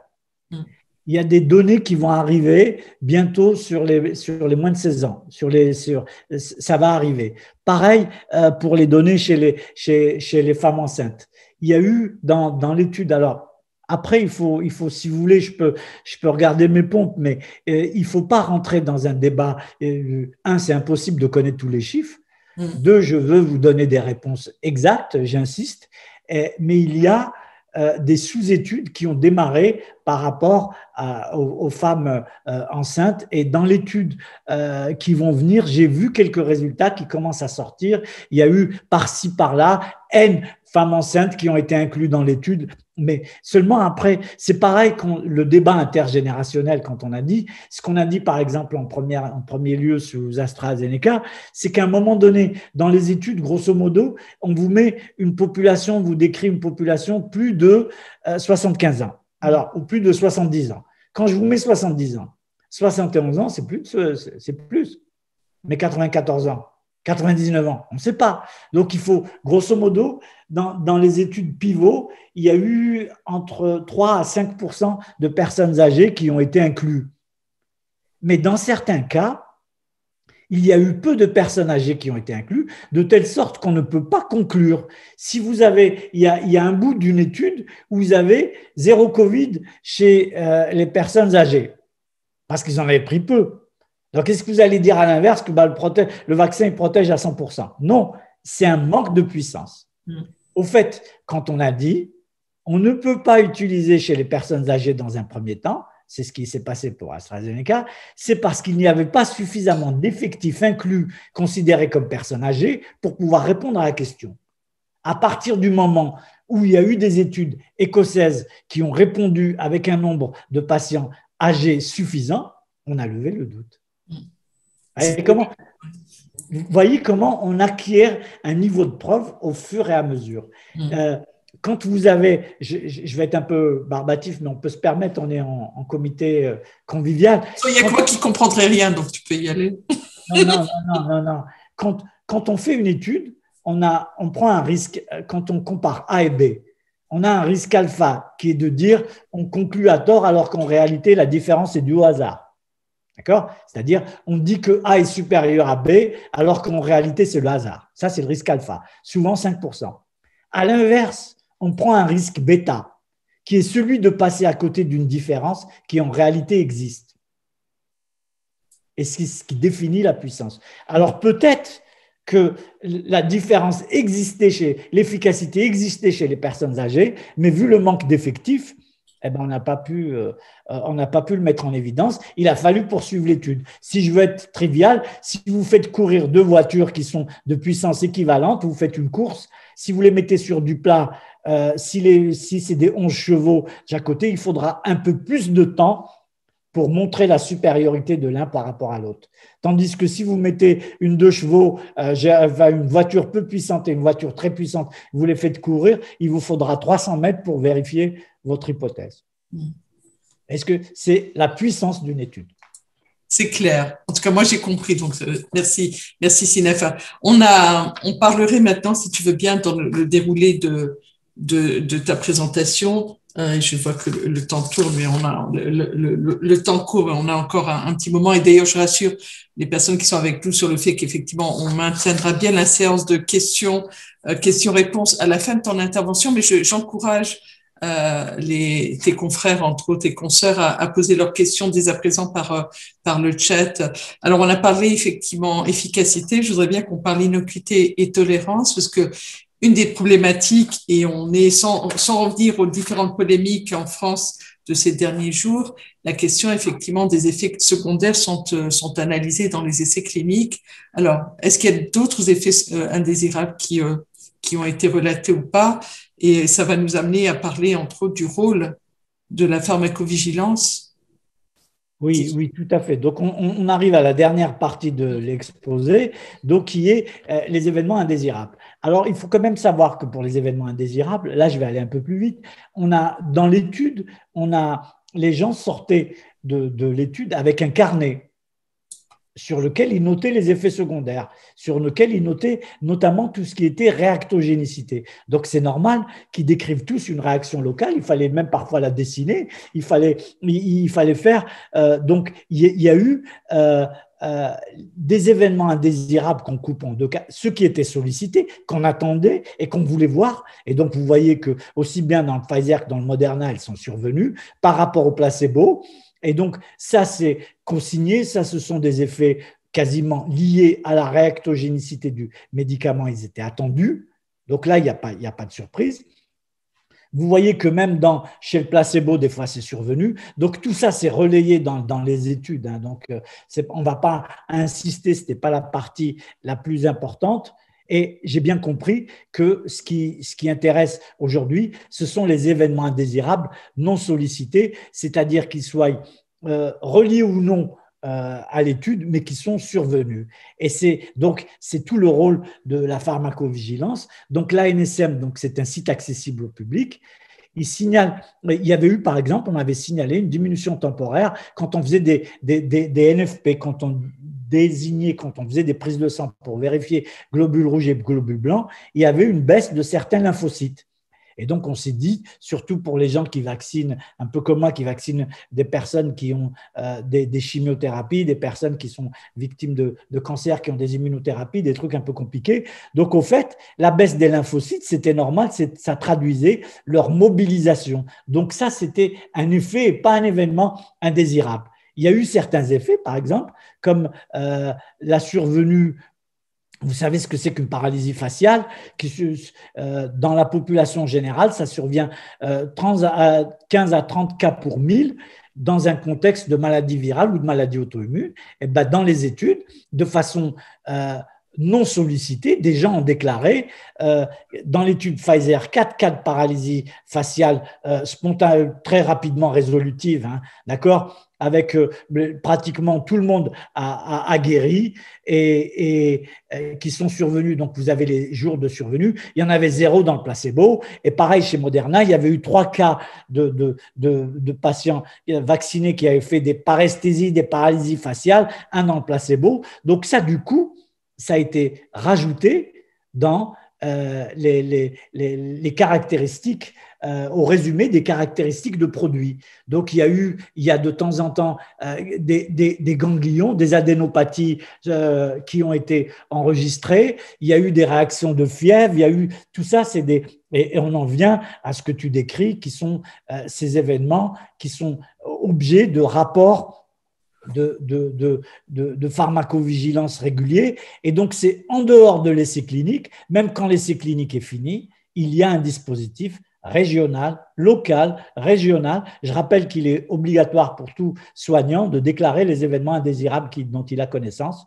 Et sur le site de l'ANSM, on peut même voir, je montrerai, là j'ai le rapport de l'ANSM qui est sorti hier soir, qui décrit et qui fait l'analyse de tous les événements indésirables et qui a conclu au maintien. Mais ça, je savais que ça allait revenir sous forme de questions, donc c'est pour ça que j'en ai gardé un peu sous le pied, si je peux dire, pour pouvoir répondre aux questions. Et il y avait eu les premières questions qui avaient été posées par rapport au décès dans les essais cliniques.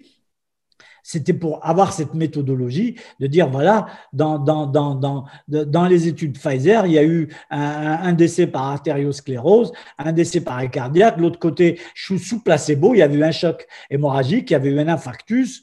Dans Moderna, il y avait eu une perforation abdominale sous placebo, un arrêt cardio-respiratoire, une infection sur leucémie. Donc, il y a des événements. En fait, ce que je veux dire, c'est que si vous allez sur le site de l'ANSM, voilà, vous pouvez cliquer, vous pouvez rentrer et vous allez avoir accès aux données. C'est libre, il faut prendre le temps de les lire. Et donc, juste pour répondre à c'est pareil, il y a un taux d'embolie pulmonaire en France, il y a un taux d'embolie pulmonaire à travers la vaccination n'a pas réduit malheureusement les décès liés à d'autres causes, et puis d'autres décès vont survenir, mais le principe c'est de faire une déclaration loyale, honnête. Il faut maintenir une surveillance raisonnée, raisonnable. C'est pas mais il ne faut pas qu'elle soit effrénée, il faut pouvoir après. Il y a eu des rapports de pharmacovigilance, et qu'en est-il? Les rapports de pharmacovigilance ont conclu, par exemple, par rapport à AstraZeneca, qu'il n'y a pas eu de surrisque documenté qui remettrait en cause le rapport bénéfice-risque de la vaccination, mais par contre, qu'il était survenu des événements de type thromboembolique, de type de thrombose veineuse cérébrale, de type coagulation, qu'il faut surveiller. Et quand l'analyse des cas est en cours et comme ils sont survenus chez une population qui est jeune, le principe de précaution dit qu'il faut surseoir à l'utilisation chez ces jeunes, d'autant qu'il existe une autre alternative. En fait, c'est le principe de précaution.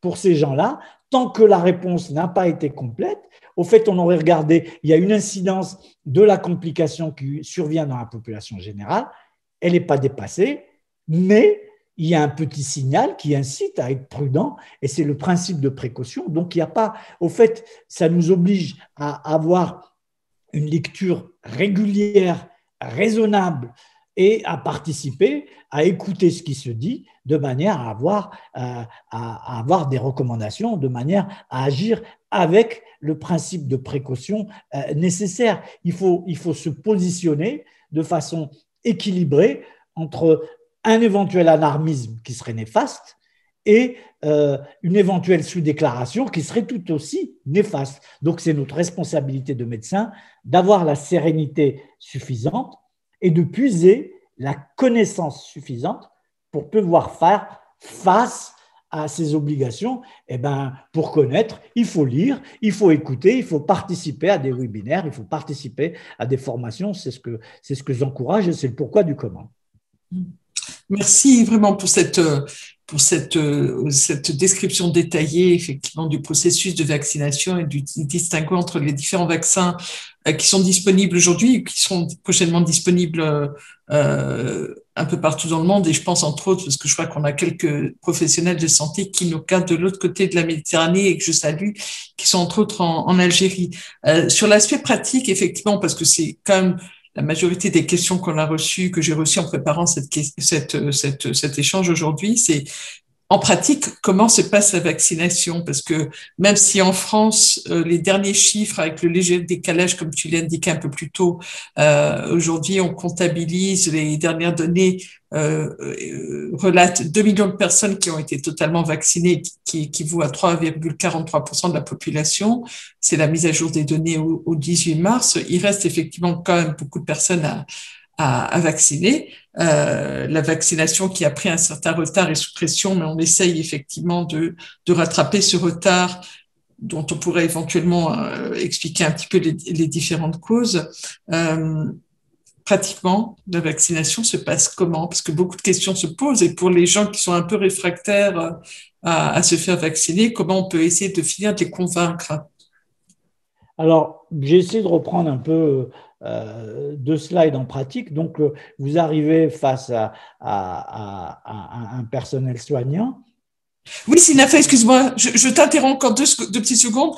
En France, en l'occurrence, on a élargi la vaccination à un plus grand nombre de praticiens dans l'idée, entre autres, de rattraper un peu le retard, c'est ça? Tout à fait, c'est pour ça que j'ai utilisé personnel soignant. J'ai fait attention, je parle vite, mais je fais attention. Non, mais je savais pas bien écouter, excuse-moi. Ah, d'accord. Donc, personnel soignant, donc ça a été élargi. Maintenant, on a mis pharmaciens. Il y a eu un décret qui est sorti hier, HAS, pour les infirmières. Mais bon, en gros, clairement, il y a une responsabilité médicale. Hein. Oui. Bon, après, il y a des principes de délégation dans les offices. Après, chacun travaille un peu comme il entend. Donc, grosso modo, vous serez en face d'un personnel soignant qui va vous soumettre, qui va vous accueillir, vous poser, donc vous y allez, je rappelle que vous y allez de votre propre volonté, et puis que vous allez avoir à répondre grosso modo, on essaie d'éliminer l'allergie ou d'appréhender l'allergie, d'estimer. Là, il y a des conduites à tenir, ça pourra revenir sous forme de questions. Ensuite, vous allez avoir, on essaye de voir si vous ne faites pas partie des contre-indications, c'est-à-dire est-ce qu'il y a un allaitement. Bon, je vous ai dit, la réponse va bientôt venir par rapport aux femmes enceintes. Et ensuite, on évite de superposer, de chevaucher deux vaccins, donc notamment dans les 3 dernières semaines, est-ce que vous n'avez pas eu de vaccin récent? Est-ce que vous n'avez pas eu d'événement en clair? Est-ce que vous êtes stable sur le plan de votre maladie? Est-ce que vous n'avez pas fait de Covid? On tolère, donc je vous avais dit 3 mois, on ne revaccine pas les sujets qui ont fait un Covid, on attend 3 à 6 mois, mais 3 mois est le délai actuellement. Est-ce que vous n'avez pas été au contact au Covid ces 14 derniers jours? Est-ce que vous avez des signes cliniques de Covid? Le médecin peut vous examiner. Il y a une petite particularité qui va revenir, c'est avez-vous un traitement anticoagulant? Oui, la plupart des gens, notamment, puisqu'actuellement on vaccine surtout les prioritaires, c'est-à-dire qui sont des personnes âgées qui souffrent de comorbidité et qui ont souvent des traitements anticoagulants. Ce n'est pas une contre-indication.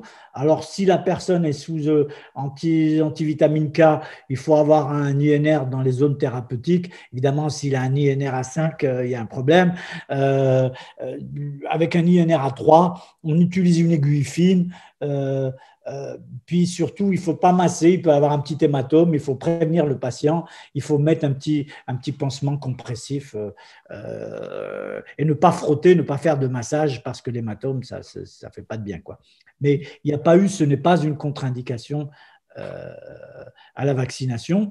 Une fois que vous avez rempli ce document, ben, vous avez l'injection proprement dite, donc qui se fait dans le deltoïde. Et puis, vous êtes gardé en surveillance pendant 15-20 minutes. Je parle de ce qui se fait dans mon service, hein, là où je vaccine. Et puis, il y a une phase qui est très importante aussi. Pendant que vous vous reposez 15-20 minutes, qu'on vous reprend votre tension une deuxième fois, il y a une secrétaire qui va gérer les rendez-vous. C'est pas, vous savez que c'est quelque chose quand même pratique parce qu'il faut avoir de bonnes coordonnées en fonction de la disponibilité. Vous connaissez tous les aléas qu'il y a eu par rapport à la disponibilité des vaccins. Voilà pour ce qui est de la vaccination en pratique. Si vous voulez qu'on y revienne sous forme de questions, mais il n'y a pas, franchement, c'est bon enfant. C'est pas, on peut nettement simplifier au fur et à mesure qu'on acquiert de l'expérience. On simplifie cette structure. Moi, je vaccine dans une structure où j'ai affaire qu'à des sujets qui sont vraiment des malades, soit des greffés, soit c'est ce que j'appelle les malades chroniques. Donc, j'essaie de gagner du temps si tu permets. Je t'en prie. Moi, j'avais une question, si tu m'autorises, juste par rapport à la précédente slide, l'importance de l'intramusculaire dans le deltoïde. Oui, on dit le deltoïde dominant. Alors, il n'y a pas eu beaucoup d'études qui sont publiées sur est-ce qu'elle est faite ailleurs. Je pense que ça pourrait être fait ailleurs, mais bon, c'est une pratique. Voilà, d'accord. Ok. J'ai pas d'argument, mea culpa, j'ai pas d'argument pour dire, j'ai pas vu d'études où ça a été fait. Alors, il faut pas le passer en sous-cutané, il faut pas le passer en intraveineux. Ça, c'est très important. D'accord? Merci, Nav. Et effectivement, on abordait les populations vulnérables qui étaient vaccinées en priorité, et c'est vrai qu'on se demandait la question qui est revenue assez régulièrement dans la préparation de cet échange aujourd'hui, c'est est-ce qu'on peut vacciner un sujet immunodéprimé ou un malade chronique? Alors, les malades chroniques, on les a plus ou moins, on les a déjà plus ou moins évoqués, mais sur les sujets immunodéprimés. Alors, justement, là c'est une grosse question, donc il faut retenir nos obligations. Donc, il y a des études qui vont sortir pour les analyses de sous-groupes. Hein, donc, ils sont en train d'affiner tout ça pour pouvoir dire. Ce qu'il faut savoir, c'est que jusqu'à présent, tous les vaccins dont on a parlé, ce ne sont pas des vaccins à virus vivant atténués. Ce ne sont pas des vaccins à virus vivant. Donc, dans l'un, c'est de l'ARN. Donc, en théorie, on peut vacciner un patient malade. C'est même il faut établir la balance bénéfice-risque. Donc, ce sont eux, il faut savoir que ces gens fragiles, ce sont eux qui font des formes graves. Donc, ce sont eux qui en bénéficient le plus. Donc, ce sont eux qui sont à vacciner en priorité. La seule nuance qu'on introduit, c'est qu'il faut qu'ils soient vaccinés de façon un petit peu sélective, si je peux dire, par quelqu'un qui connaît leur profil évolutif. Et ce que je veux dire par là, c'est qu'il ne faut pas reporter un traitement d'un cancer, par exemple, modifier les schémas thérapeutiques, reporter le traitement pour dire je vais le vacciner d'abord et le mettre en chimiothérapie après. Si vous faites ça, il faut vraiment s'assurer que vous ne causez pas de perte de chance. Parce que déjà, dans l'histoire Covid, on s'est coltiné pas mal de décalage. Il ne faut pas rajouter de surdécalage. Et c'est pour ça que, sous l'égide des sociétés savantes, chaque société a émis des recommandations pour dire, voilà, c'est sûr que si vous avez quelqu'un qui est sous on peut citer un exemple, quelqu'un qui est sous dépléteur lymphocytaire. Je vais citer un médicament, le rituximab, par exemple, qui déplète, dont le but est il minore, il diminue le nombre de lymphocytes. Donc, si vous suscitez la réaction lymphocytaire à ce moment-là, le taux de réponse sera un petit peu moindre. Donc, il faut prévenir le patient, il faut qu'il soit au courant. Donc, il y a une discussion et cette discussion ne peut pas être faite chez le pharmacien ou chez l'infirmière. Donc, pour cela, on va dire il faut les vacciner et beaucoup de services se sont mis à faire le vaccin en milieu sécurisé, donc c'est une question de bon sens, c'est une question de connaître le profil évolutif du patient.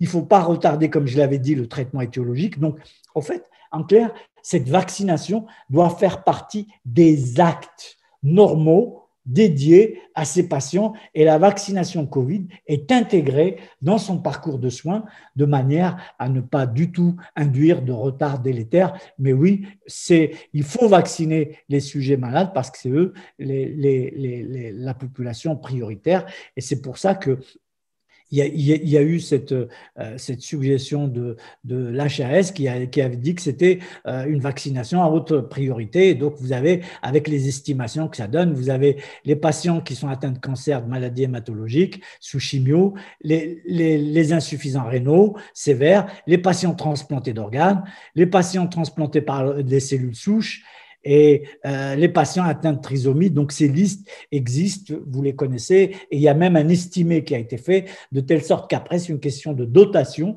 une question d'organisation spécifique à chaque service. Mais c'est bien que ces patients-là soient vaccinés avec l'accord. C'est pour ça qu'on avait dit que les médecins traitants seraient aussi bien placés pour participer à ces campagnes de vaccination parce qu'ils connaissent bien leurs patients et leur parcours respectif.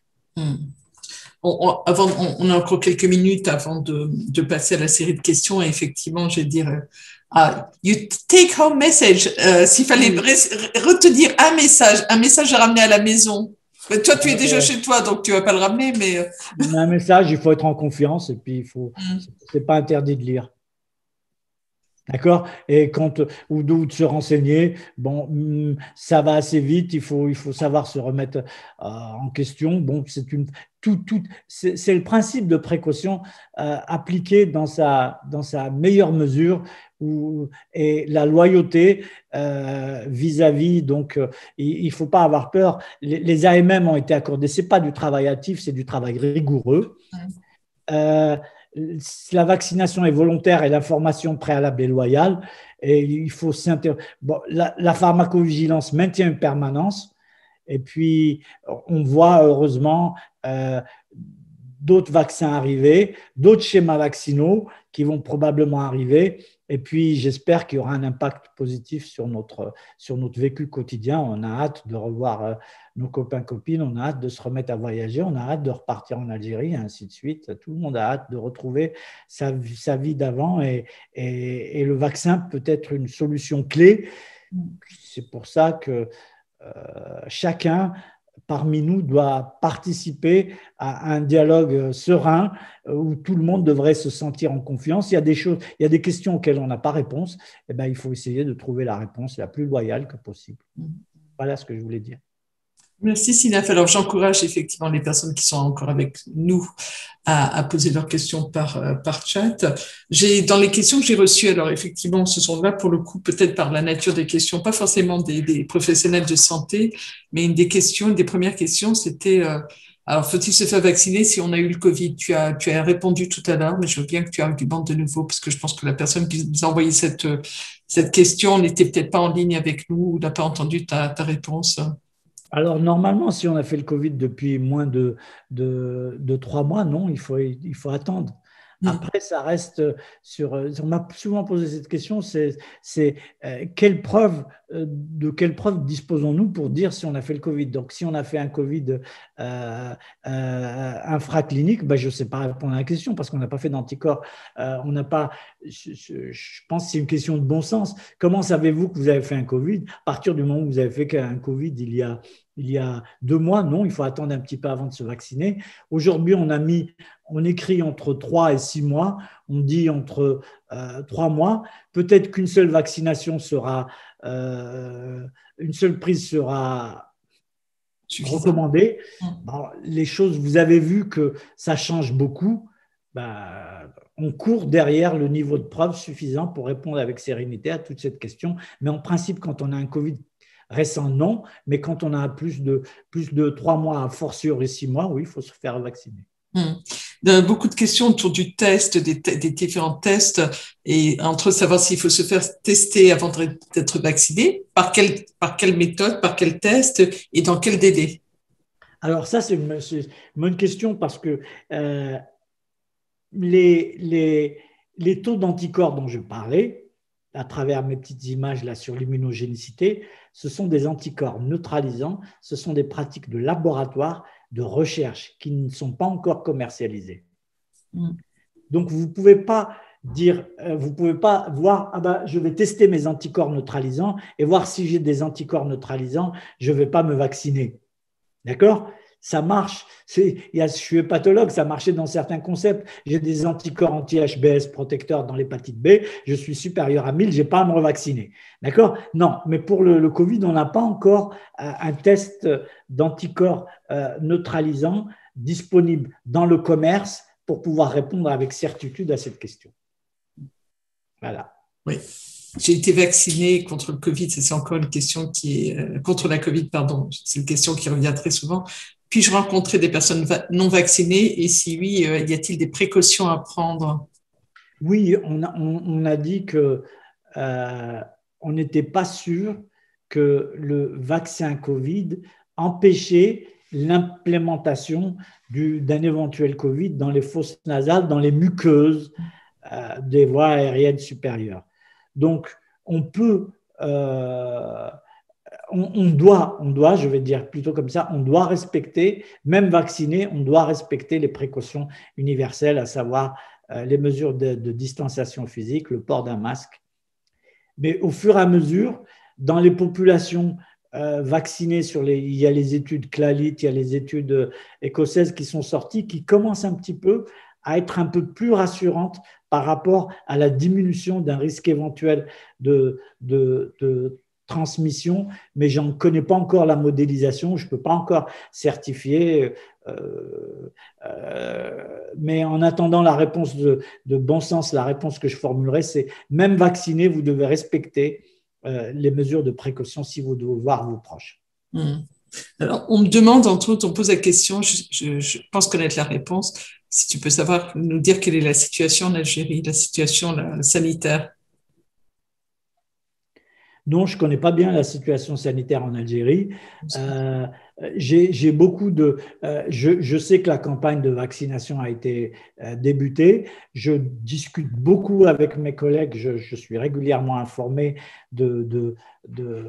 par mes collègues, des discussions conviviales, amicales. Il m'arrive de discuter de certains thérapeutiques, notamment avec les sociétés algériennes de médecine générale et avec des copains qui exercent en ville, mais je n'ai pas d'informations.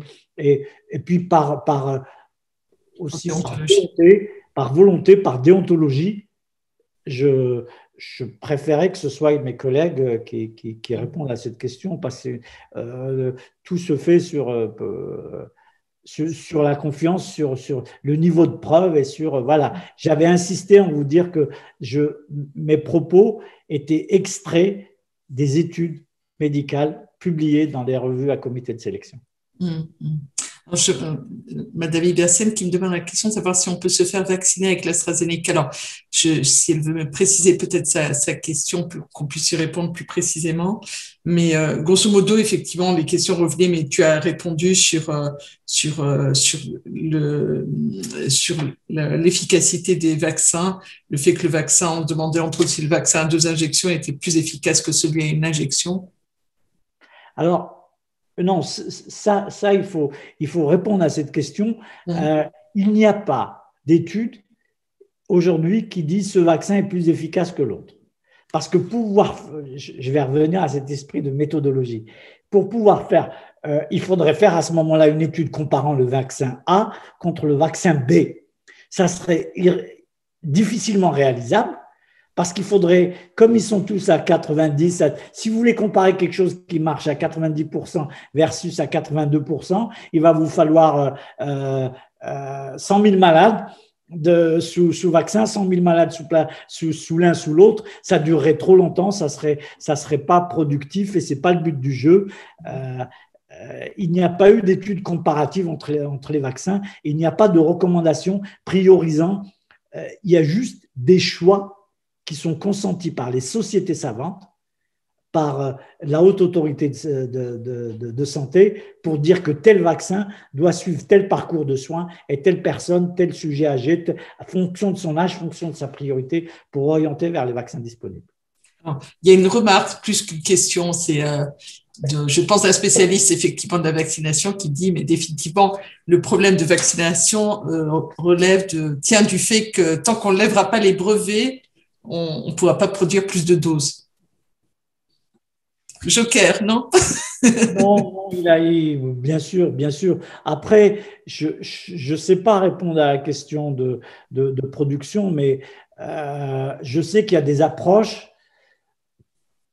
pour faciliter, mais franchement, je ne suis pas compétent pour pouvoir parler de ça. Je pense que si la personne veut nous communiquer avec nous, vous nous donner des trucs, moi, je suis preneur. J'aimerais bien savoir. J'avais dit, pour moi, c'était ce discours, ces échanges internationaux, s'ils étaient maintenus, c'était l'idéal.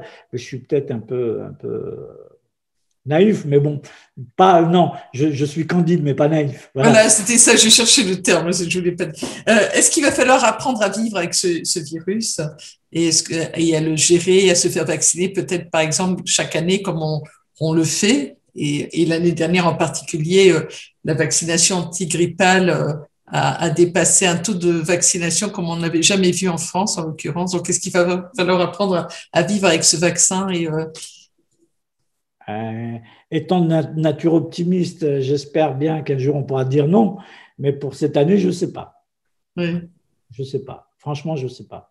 On rappelle, Sinafa, si tu m'autorises, effectivement, que ces polémiques, entre guillemets, je mets bien les guillemets autour de la vaccination anti-Covid, on l'a vécu, tu l'as connu, toi tu l'as vécu, c'est souvent effectivement les campagnes de vaccination, les vaccins innovants sont souvent un peu soulèvent souvent des polémiques. On peut rappeler entre autres la problématique. Il faut rester sur l'intérêt bénéfice-risque de toute vaccination. On voit très bien que par exemple nous de notre génération, on était vaccinés contre la rougeole entre autres, contre la tuberculose. On a arrêté. On a arrêté effectivement la vaccination pour ces deux maladies. On a vu la résurgence effectivement chez des populations plus jeunes, avec tous les effets délétères, les mises en danger, les décès qui en étaient conséquents. Oui, tu as raison. Après, je rappelle que je suis hépatologue, donc j'ai vécu ça à peu près pour le vaccin d'hépatite B. Donc après, les choses ont été clarifiées. Il y a eu des réunions, c'était dans les années 2000, début des années 95-2000, il y a eu des choses qui ont été dites, il y a eu des mises au point qui ont été faites. Et si on compare la position de la vaccination en France et aux autres pays, on se rend compte que il y a parfois du rationnel à revoir, mais bon, après, pas plus que ça. Moi, j'ai l'habitude de répondre à ça concernant l'hépatite B en consultation. Donc, voilà. Après, je pense qu'il y a eu des réponses institutionnelles. Il y a eu le calendrier vaccinal en France demeure. Il y a eu pas mal de vaccins qui sont obligatoires. Donc, je pense que justement, c'est pour dire aux gens, voilà, la vaccination, c'est une étape importante. On a tous eu des enfants, des petits-enfants, et donc on se souvient les accompagner pour la vaccination. On cherche bien où est le carnet de santé. Ça fait partie quand même des choses de notre vie courante. Donc, voilà, il faut pas être plus alarmiste que ça. Il faut être attentif. Bon, Et tout ça, c'est le principe de précaution qui nous conduit à faire tout ça. Et on ne peut pas dire non, je fais fi du principe de précaution, non, je mets un blackout total, non, il faut être serein, il faut être dans sa société, il faut avoir une position de citoyen. Moi, aujourd'hui, c'était plus des propos de citoyen, même si j'en ai ennuyé quelques-uns avec mes petites images sur les taux. Je voulais justifier que immunogénicité, efficacité clinique et sécurité. C'était les 3 piliers avant de parler de vaccination. Tu me dirais un mot du passeport vaccinal, tu en penses quoi? On devrait y arriver? Franchement, je ne sais pas. Pas d'avis. Je ne sais pas, parce que là, c'est un problème. Je prends volontiers ce petit je prends volontiers ce petit cette question, oui. Liberté de dire, voilà, souvent je réponds par je sais pas, parce que c'est pas tout à fait. Moi, sur le message que je voulais passer, c'est que des fois, on a du mal à répondre à une question. On a souvent, par rapport à mes collègues, j'ai fait à peu près le même topo pour des médecins qui n'avaient pas le temps de lire, de compulser ce qui avait été sorti dans les papiers. Donc, voilà, mon rôle,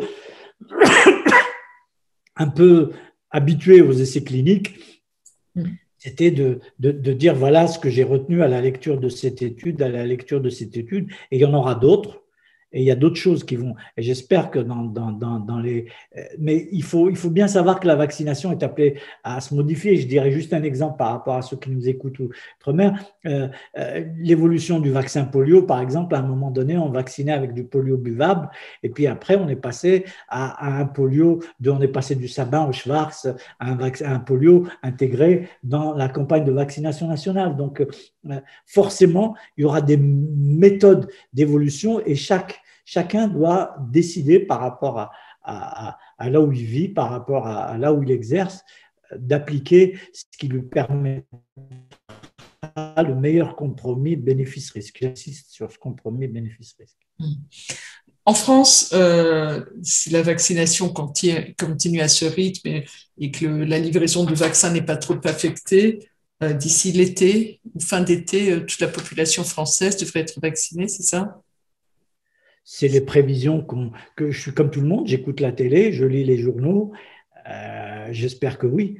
Après, je n'ai pas de prérogative pour pouvoir répondre à cette question. Moi, je suis purement cantonné dans le rôle de le petit clinicien de base qui vaccine ses patients, qui fait en sorte, qui est convaincu qu'il faut vacciner ses patients pour les protéger, et puis qui essaye de participer en tant que citoyen à l'effort qui nous est tous demandé. Après, dans une équipe, il faut être, c'est polymorphe, il faudrait des sommités peut-être avec une vision plus large que la mienne pour répondre à ces projections. Et quand c'est qu'on aura vacciné moi j'aurais l'habitude de m'engager sur quelque chose que je fais ou sur quelque chose que je lis. Quelque chose que j'ai lu, ces chiffres, je les ai vérifiés un par un. Là, je peux vous montrer. Je fais confiance. Le compulsé, voilà, c'est le rapport de la NSM du 11 mars. Il a été publié hier soir. On a toujours un petit décalage. Donc ça, je dis à mes collègues, il faut souffrir si vous allez reprendre des chiffres. Un coup, on vous met les chiffres européens. Il y a l'Angleterre, c'est Brexit, Brexit. Voilà. Donc, il faut avoir une lecture attentive. J'ai essayé d'avoir une lecture attentive et une traduction appliquée. Ce sera peut-être la dernière question qu'on prendra, Sinafa, si tu veux bien, qui est sous forme effectivement vraisemblablement plus de coup de gueule. C'est vrai qu'on nous dit que la vaccination n'est pas anti-Covid n'est pas rendue obligatoire. Par contre, c'est une personne vraisemblablement, c'est pas un professionnel de santé qui nous envoie un message en disant je suis révolté de savoir que certains professionnels de santé refusent la vaccination. Je peux pas répondre à leur place. Je ne peux pas répondre à leur place, je répondrai que moi, je suis vacciné. Puis voilà. Mais peut-être qu'ils ont une raison valable, il faudra leur… Moi, je ne peux pas répondre pour quelqu'un, je vous dis, je fais volontiers cette caricature, hein, je ne botte pas en touche, tu sais très bien, c'est ma façon de dire, voilà, il faut un peu de rigueur et répondre que quelque chose pour lequel on est qualifié. Merci Sinafa. Et pathologue qui nous recevait depuis chez lui aujourd'hui à Carcès. Il fait beau vraisemblablement. Tu vas pouvoir retourner tailler tes oliviers et... Je vais pas y manquer. Non, il y a un peu de vent, il va geler. C'est pas le bon, c'est pas la bonne période. Et à partir de la semaine prochaine. En tout cas, je voulais remercier les personnes qui étaient avec nous cet après-midi via Zoom ou sur Facebook, en Facebook Live. Rappelez qu'effectivement, la vidéo sera disponible dans sa globalité dans les heures qui viennent sur la page YouTube. Ce sont tous les intervenants ou les personnes inscrites recevront un lien automatique. Que vos questions, évidemment, restent les bienvenues. On les transmettra au docteur Sinafa Ahmed. Et puis, écoute, à bientôt ou à Carcès ou en Kabylie. Inch'Allah. Merci. Merci. Merci en tout cas à tous les participants. Merci au docteur Si Ahmed. Et puis bien, prends bien soin de toi. Merci. Moi, je vais aller faire vacciner, d'accord? Portez-vous bien. Merci. Merci, Naf. À bientôt. Merci. Bye.